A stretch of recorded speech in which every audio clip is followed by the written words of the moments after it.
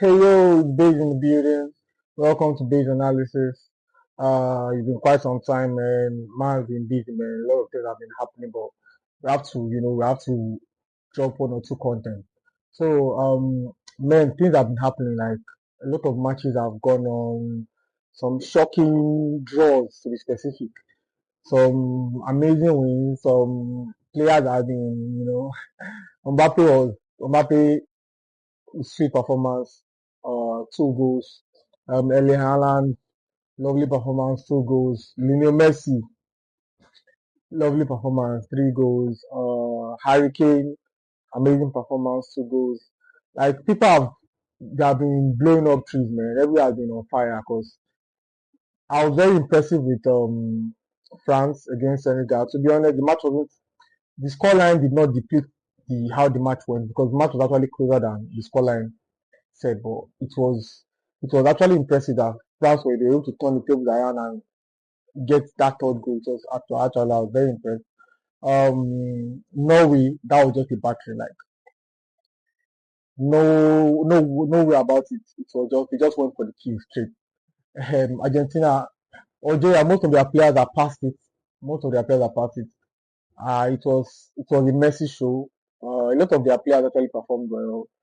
Their defense line was solid with Butcher and Romero. Butcher, that means that I'm talking of Lisandro Martinez and Romero. McAllister actually performed well. He have performed like this for Liverpool. Actually, Liverpool would have had a better season. They don't have had that amount of losses that they had this season. So, who else? Portugal. Hmm, that match was shambolic.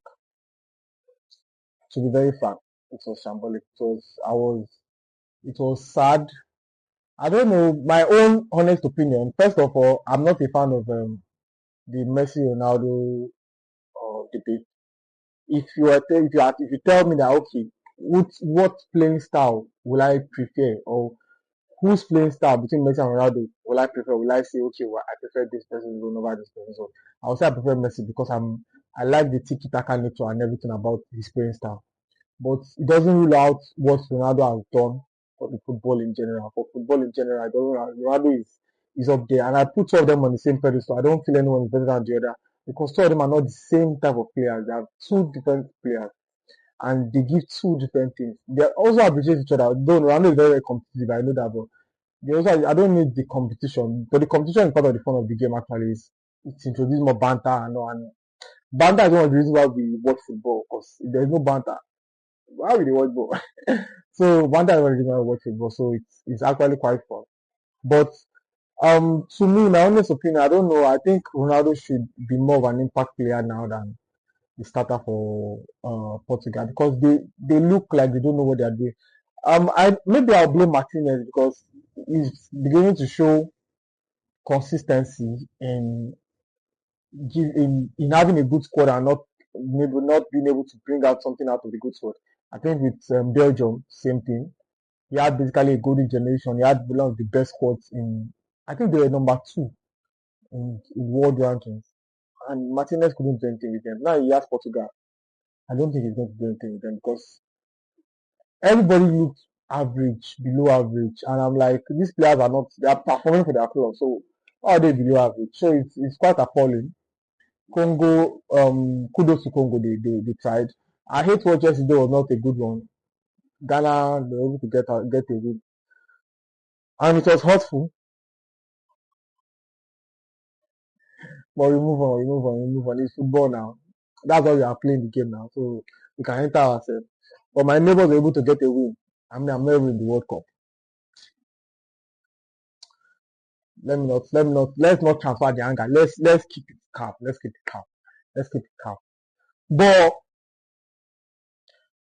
I have to wait for another 4 years. And the final thing is that okay, we have Zadok, we have people that are coming up.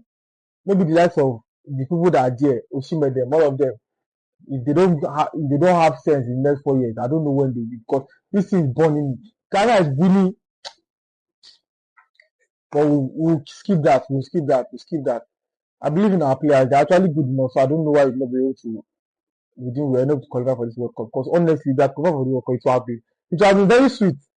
Because I think we have had a chance. I'm very sure we have had a chance, not like to win the World Cup, but like we have probably left group stage and we have been exciting. We won't have just been. But it's quite painful actually because Nigeria is the life of the party. We are the life of the party now. So for us not to be there, no steals, no swag. Ah, but it is what it is, yeah. So um now the second round is beginning and more things are going to get a little bit heated because a lot of people now they are in funny situations. Some big countries are they just have 1 point. Some got losses. So and in this competition, you just need 2 wins. 6 points guarantees you at least second place. So 2 wins is quite enough for you to move to the next round. So you have to get at least this your next any big team or any big country, they have to get a win in this next round. Brazil has to get a win in this next round. Spain has to get a win in this next round. Portugal has to get a win in this next round. So, and it's not going to be easy. AKA Portugal. For Portugal, it's not going to be easy. I think their easiest match was Congo. So I don't know where they're going to get their next win if they can't beat Congo. So I don't know.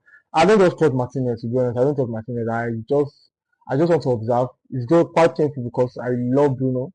I would want Bruno to push for for that. But I'm going to for someone that I've been critical about Tuchel. I don't know if I've said it in any video. I can't be critical about Tuchel's game plan because of the players he picked. But yesterday was kind of an eye opener for me. The first half looked like the typical England match, just typical England match. They just go and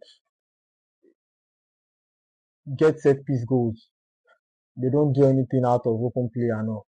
But second half, it was quite impressive. I was impressed. It was very, very impressive from them second half. I think they entered into the dressing room and I don't know what to say to them, but they were able to change up. They were able to step up. And that step up was kind of necessary.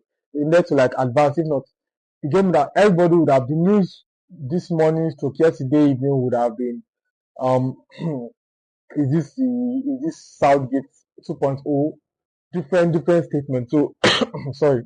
So it's actually refreshing for England as a whole, and they were really buzzing. The English fans were really buzzing because the second half kind of killed the whole bad aura that the first half came out with. And their bench they have a good depth, but defensively, I don't know about their defense because Croatia is one of the top teams in the world, but they are already in the decline because most of their players are kind of entering their old age.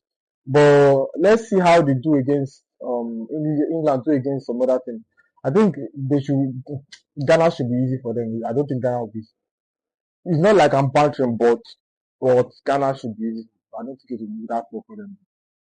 Like when they enter the round of 16 and like the cutoff, the knockout stage, then we'll be able to see what's up from them.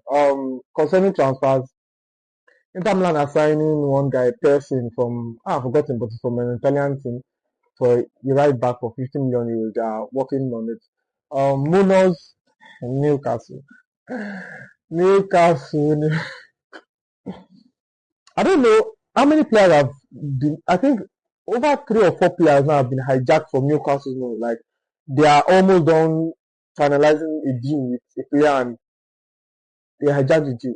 Newcastle, I'm very, very sorry. I don't know who you're offended, but it's what it is. You are who you are. You are not a big club. You're a big club in England, but you are not a globally well-known big club. So things like this can happen.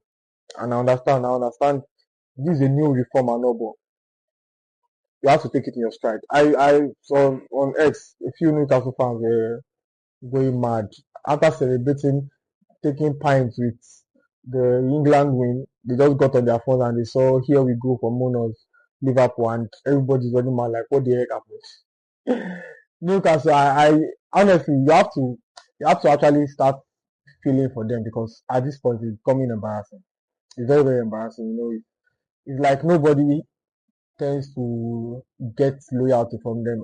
It's just like they're an option that we'll just take because of no team came over or no team in the person's preference came for them. So it's quite embarrassing. And I feel this is going to be a cause an issue in Newcastle dressing room because they will begin most players will begin to feel like how are we going to recruit like the A-class players to like put us back where we are supposed to be. So it's going to affect them.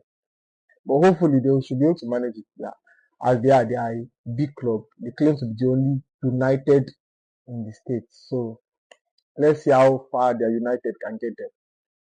But basically that's all for now. The new group stage is starting soon. I think around 5. The new round of group stage is starting around 5 p.m. So we'll be here to watch it and let's see how everything goes. Have lovely to have you guys back. Have a lovely day. Take care. It's Days in the house. Peace out.